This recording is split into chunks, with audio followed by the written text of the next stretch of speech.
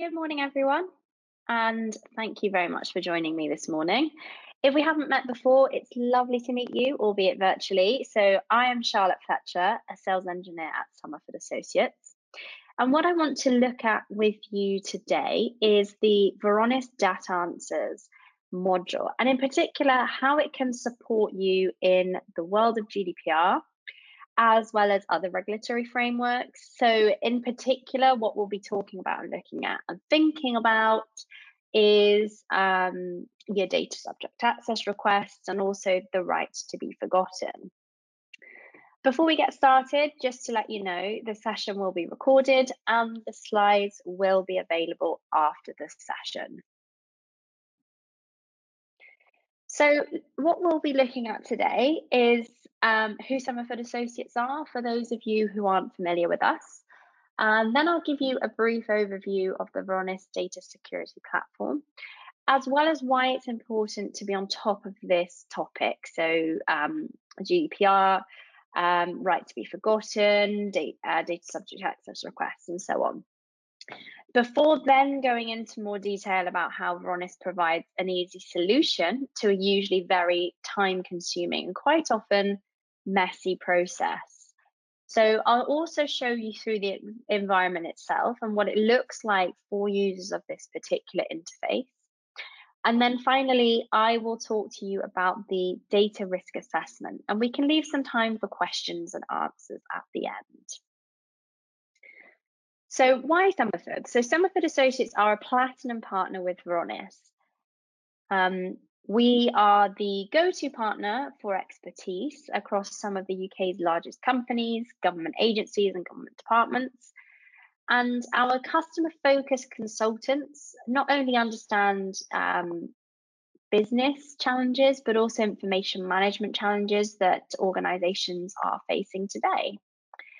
Our professional services team is comprehensively trained in every one of our solutions and works closely with all of our customers to meet their specific requirements. We have an in-house support desk dedicated to resolving support cases without the need to escalate issues to vendors. And in fact, well over 90% of our support cases we manage to resolve in-house without the need to escalate and reach out to the vendor.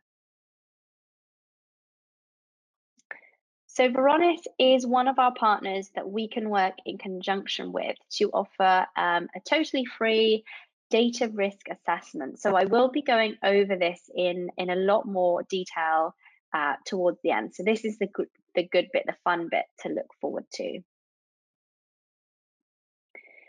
The Varonis Data Security Platform itself provides a maturity journey that you can see on the screen here.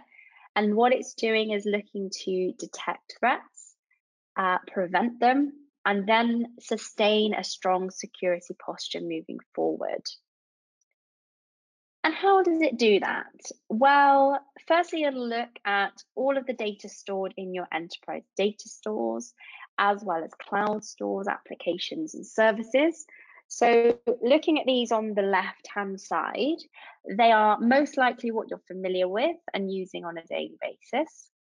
And the majority of what is stored in these is unstructured data, and that's data we know least about. So it's essentially in the dark.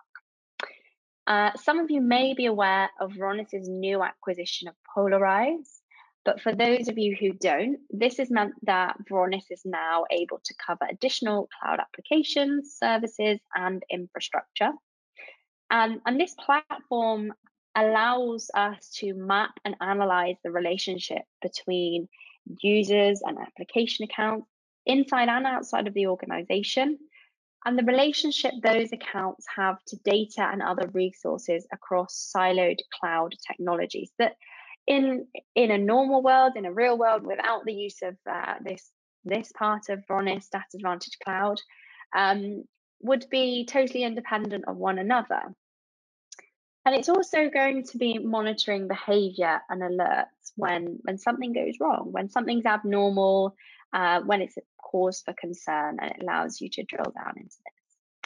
And if that's something that sounds familiar, that's of course because that's what Varonis has been doing for data stores on premise and Microsoft 365 for a long time. So Varonis have a unified data security platform to protect all of these data stores. So it goes out to the on-prem, it goes out to the cloud data stores, it classifies the content, identifies and maps all of the users and the associated security groups across all of these various directories. So the access controls, permissions on data, and other resources are all mapped, so you can know exactly what data is exposed and to whom. And it will also monitor activity, including authentication telemetry, so data activity, authentications to all of these directory stores, and perimeter to see that traversal from cloud to on-prem and vice versa. And crucially, we need to make sure that that data and other resources are properly protected and that they're not exposed. So we can measure the risk and understand where to focus our efforts to reduce it. Prove compliance, of course, this is important, and make sure that that data is kept private. And if the worst case scenario, if the worst is to happen and you are a victim of a successful attack, you can be aware of it quickly and respond to it quickly enough, really bringing down that blast radius. So we talk about the blast radius being how affected has your data been by an attack. So we're mitigating those negative effects and bringing that blast radius down. So the most prevalent GDPR articles that organizations are mindful of are number 17, which is the right to be forgotten, and number 21, data subject access request. So 17 and the right to be forgotten allows an individual to request to have their personal data, anything that's personally identifiable to that individual, erased. And Article 21 allows them to request what personal data is held by an organization. And the individual who is responsible for carrying out these requests, traditionally the data protection officer, and any staff that work within that group, that team, department, where appropriate, traditionally they would need to have access to everything to be able to carry out the searches on what data is held across the entire organization's estate. However, what we will look at is how DatAnswers would negate that vulnerability. So the individual is still able to search across the entire estate, but is unable to access the content of the document. So it's really keeping that data secure, but it's showing you exactly where that data is stored. So it's removing the threat of overexposure of data. And now the challenge in the current climate, for many organizations, responding to these types of requests may seem achievable. Some people we talk to say, we might get one request a month. However, when you're considering an instance of a data breach, and given that that's something that might end up in the media, or a notification on somebody's iPhone to tell them that they've, that their password, their credentials have been part of a breach, and that they might be at risk, then your organization might see a steep rise in the number of these requests coming through. And in the same breath, a lot of organizations might not have the appropriate infrastructure to cope with that increased demand. And overnight, this can become a problem because, you go to bed, you're breached, in the morning you've woken up, this data has been accessed, it's in the media, you're trying to manage that blast radius, but there are lots of people then whose data you hold who want to know what data you hold, and they want that data to be removed. And organizations who are going through that unfortunate, life cycle of a breach are struggling with responding to the requests in a timely manner, just because of that sheer quantity of data that has to be trawled through. And then, of course, that leaves them open to further significant financial penalties because you have a set amount of time that you have to respond to these requests in. And if they're coming in thick and fast and they're taking a very long time to carry out, then you leave yourself open to falling out of those deadlines. So looking at the two up against each other. So in a traditional process of, if you think about it, how you would go about searching for an individual's data within your organization's estate of data. So all of your stores, all of the directories, how would you go about doing that, and how long would that take you? So in a traditional setup, a data subject access request, or the right to be forgotten, would be addressed by an individual at the organization, and this would require them to search for that relevant PII, so that personal data of that individual, across the estate. And that could be petabytes of unstructured data with complex access control lists. And potentially that then could lead to inappropriate data replication and inappropriate data exposure. But with DatAnswers, it's allowing you to use a search functionality to look through the organization's file systems for the data that they need, just what they need. So unlike when you are searching on unstructured data using traditional processes, users are searching on data that they have a lot less access to, because the search doesn't actually allow them to access and read the content of the document. Of course, then you might be in breach again.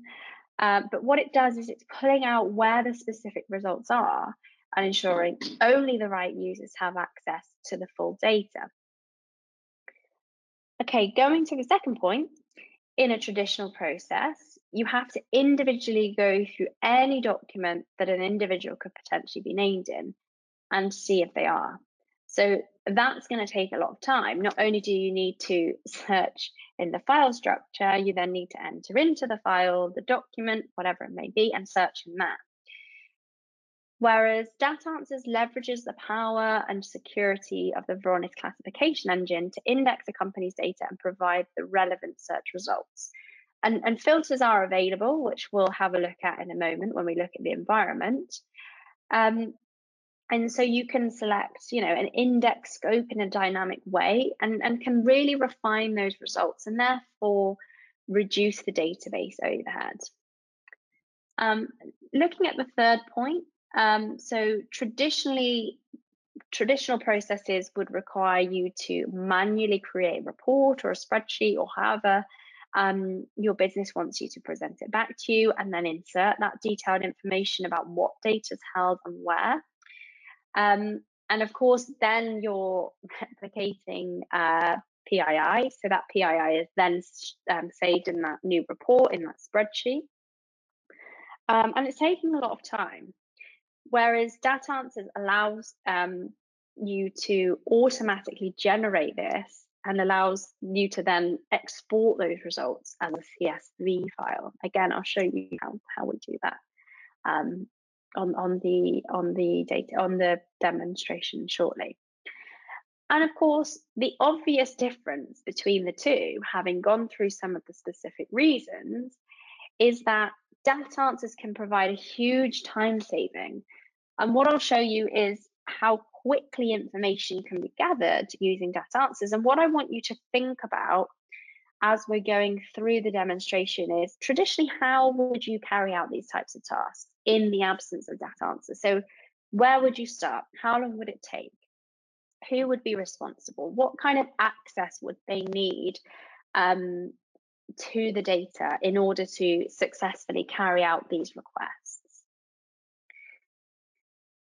So just going through a very brief demonstration of DatAnswers as part of Varonis, what you'll notice is it's very quick, and that's because the process is so quick itself and so straightforward. So we're turning a very lengthy task into something that's minutes long.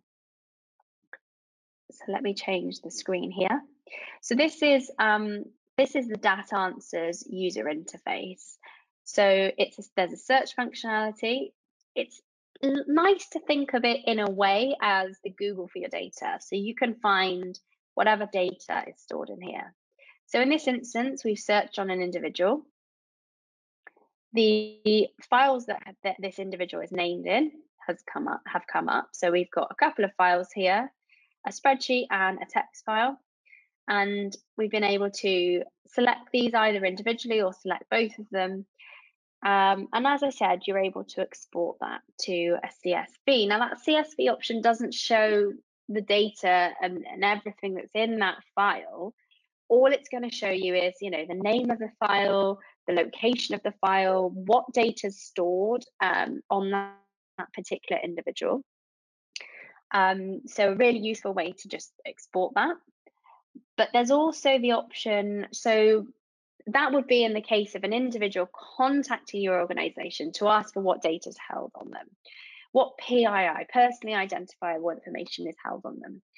If you take that step further and we're thinking about right to be forgotten, we need to move that data and copy that data into a sandbox environment, a predefined area for that relevant team, the DPO, and anyone else relevant, to be able to go through that data and remove it, delete all that data from those documents.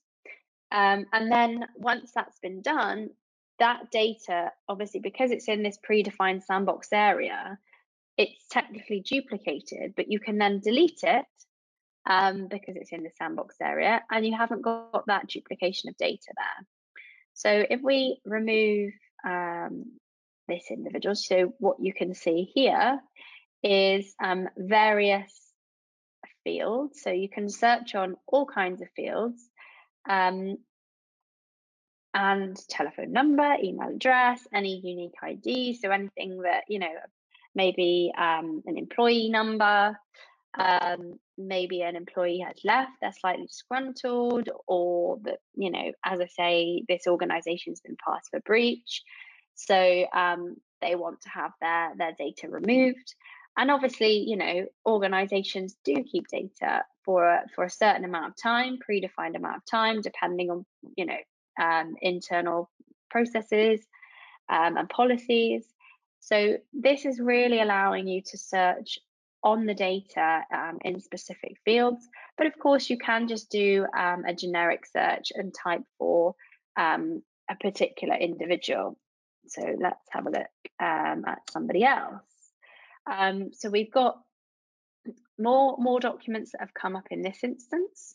So again, you can either select them all and export it and copy the files, or just having a quick look, we can see that these two actually aren't relevant to Bill Whitley in this case. It's not his data that's coming up, it's just the word Bill. So we can untick those, disregard those don't need to be considered. We want to be looking at these two, again, copying the files or exporting to a CSV. So that's it, really. It's very straightforward, but it's such a useful tool to have, because look how quickly we've just searched on that data and pulled it out to show where it is. So going back very quickly to the presentation, the final thing I wanted to mention to you that I mentioned briefly at the beginning is the data risk assessment. And that's a free tool that Varonis and Somerford can provide that shows specifically where your weaknesses are and makes recommendations for remediation.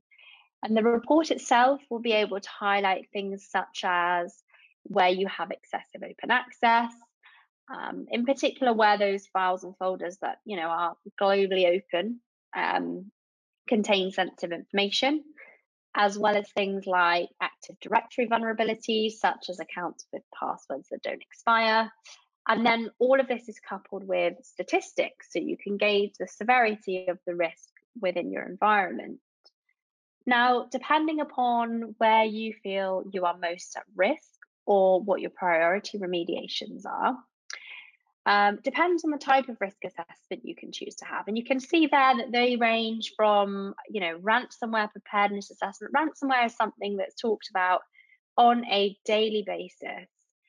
Cloud readiness, maybe even remote work risk assessment. We still have, people working from home. It's working from home. Remote working is still going to be a risk, but we need to work out how to crack down on that and make ourselves strong and maintain a strong security posture.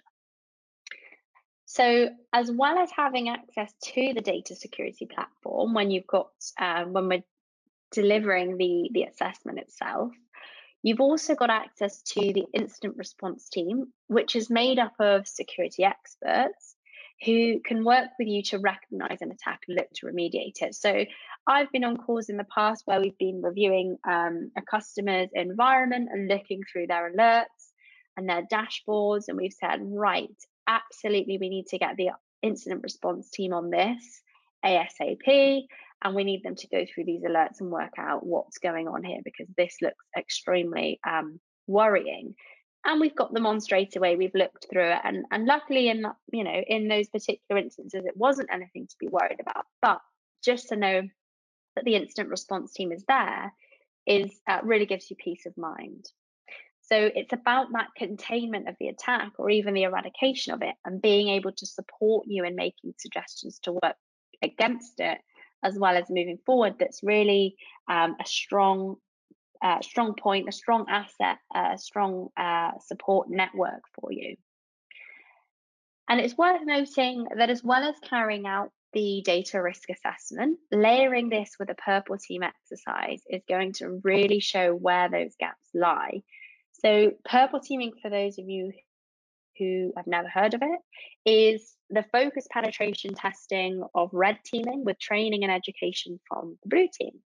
So it's looking to improve incident response procedures. In other words, it's testing your ability to cope with an ethical hack that simulates a real world attack and then coaches you on how to improve. So the link included at the bottom of this slide, which, as I mentioned, you will receive a copy of, that will allow you to register for a data risk assessment. But do also feel free to drop us an email. The email address is marketing@somerfordassociates.com if you have any questions at all. That's everything I wanted to go through this morning. Thanks everyone so much for joining me. We don't currently have any questions come through throughout the session. So I just want to let you know, if you want to send in any questions, please do. You can either send them to the relevant account manager with your contact at Somerford Associates, or to the email address marketing@somerfordassociates.com. I really hope that was useful for you and gave you a really good insight into what DatAnswers can do and how it can support organizations in bringing a manual task down to a super quick, super easy task. Thanks everyone. Have a great day.